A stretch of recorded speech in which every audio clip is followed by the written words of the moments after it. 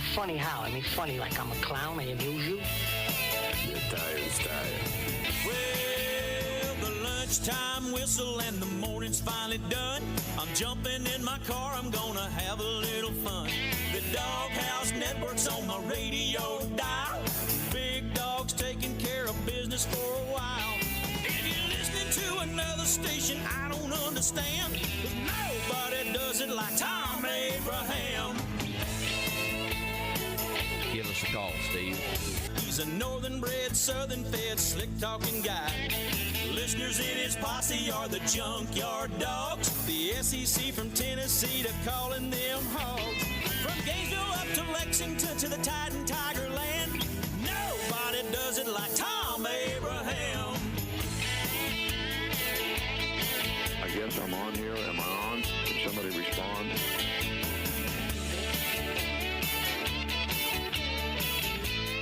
And good afternoon, everyone. Welcome to Top 10 Tuesday in the Doghouse. I am your host, Thom Abraham. So glad you are with us for this 2-hour exercise and radio excellence. We'll see if that works out that way or not. We are coming to you live from Baumhauer's on the South Parkway.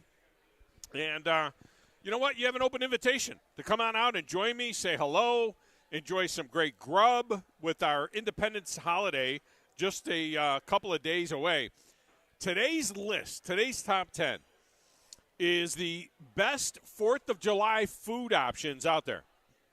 I actually have a list of like 31 different options for food on the 4th of July, but I'd love to hear what you guys are grilling or what you're making up or what you're feeding people, assuming you're feeding people. Everybody's feeding somebody, right? Or you're going someplace and you got to bring something.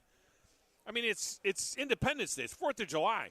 Do we go with the standards or do we stray a bit into some exotic choices? That, you know, my wife, she is all about the burger, especially the Bubba Burger. You know, Bubba Burgers, they used to cost $9 for a box of 6. Now they're $13 or $14 for a box of Bubba Burgers. All right? But she loves herself a Bubba. Not a fresh. I say, hey, I'll give you some fresh ground beef, and I'll mix a little egg in there, and I'll put a little Italian seasonings in there and some breadcrumbs. She goes, no, Bubba Burgers. I go, how about if I get the burgers from they're fresh meat that have the garlic in? No, Bubba Burgers. I'm like, all right. She loves her a Bubba Burger. Medium rare. One side, flip it. The other side, put the mushrooms on. She likes the mushrooms and the cheese, and that's it. Now, I'm pretty basic myself. I mean, a good burger is fine. We do the New York strip steaks a couple of times a month on the grill. But when I'm feeling frisky, I go to chicken route. I mean, that's what I do. I get some chicken. It takes time to do the chicken because you got to thaw the chicken. And thawing the chicken in a microwave is not the way to go. You have to naturally thaw the chicken.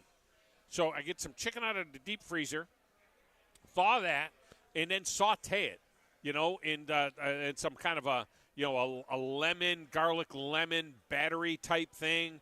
Or maybe I'm putting it in with, some barbecue, something along those lines to make the chicken just right.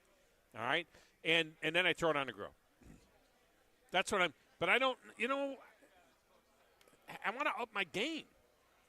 I mean, I've never done ribs. Now, I'm a baby back rib guy. I'm not a big spare rib guy. I'm a baby back rib guy. And whenever we do the baby back ribs, I'm embarrassed to say this, but when we do the baby back ribs, typically we do them in the crock pot. We throw it in the crock pot. I know it sounds awful, but we just throw them in the crock pot in the morning with some barbecue sauce and let them sit in there on low all day long. We just let them sit there. Grab her for me over there. Okay. Oh, no, here. Take it with you. There you go. I'm putting Captain Cool to work here. Clearing my table here at Baumhauer's. So, it sounds awful. I know it's really weak, but they really are good. I mean, you literally have to use tongs to get them out of there because if you reach in and just kind of grab it, the rib bones just fall out. Seriously, folks, try it out. Take a rack of baby back ribs, and throw them in a crock pot in the morning, put them on the low heat, and leave them in there all day long. and the bones just fall right out of them. I mean, my mouth is getting watery just thinking about it. But I know it's weak. And what about the sides? We need to know more about the sides. I mean, I do the baked beans, but I need to up my cooking game. I mean, outside of corn on the cob, don't even talk to me about vegetable, okay? We're not going down the vegetable road, all right? We're not going to, take the peppers and cut them up. And no, that's not happening. I'm not doing vegetables. Corn on the cob, I have only done it in the grill once. Generally, we're a shuck the corn on the cob, put it into boiling water type of deal. But I understand if you put it leave it in the husk and you put it like in foil, that it's really good that way too, and you stick it right in your grill. Now, I've got another problem, all right? My daughter, Kelly, and her husband, who live here in Huntsville, the one that's a singer, they don't eat anything that has a face. That's what they say. I said, what is it that they're not? I don't know if they're vegan. I don't know if they're vegetarian. I don't know what they are. But the rule is if it has a face, they don't eat it. No chicken. I don't even know if they eat fish. Fish have a face. They don't eat a cow. They don't eat a deer. Nothing. So I have to tell them, you need to bring whatever it is that you want on the grill.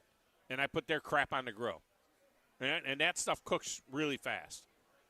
So anyway, I've got this list in front of me. We're going to talk about the list. And I need to hear from you guys. I know we got some great cooks listening. I mean, I got guys like, Wolverine Dan is a tremendous barbecuer of meat. He has the rub that he makes up and everything else. I got LSU Lynch. LSU Lynch used to he ran a restaurant that I used to love to go to and get a po' boy back in the day. I forget the name of it now. What was that restaurant that LSU? Was it Po' Boys? That was the name of it? Po' Boy Factory? On Meridian or something? It was like down that way? It used to be. Did LSU Lynch own that thing? Is that what the deal was? Or was he just a manager? Did he own it? I think he maybe owned it. But anyway, I need to up my game.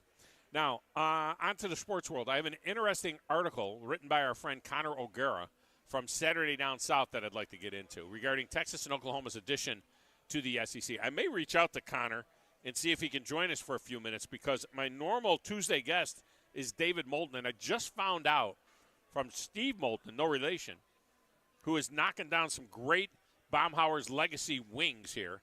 I just found out that I think David is out today. All right, I think he's out of the box. There's a rib. Those of you that are watching on, let me see how that looks if it's in focus. Okay. Oh, that's not bad. Pull it back a little bit towards me. Oh, there you go. My whole head is a wing right now. You got it perfectly in line. Here, let me move this way. There it is. I am a chicken wing. This is Captain Cool right here.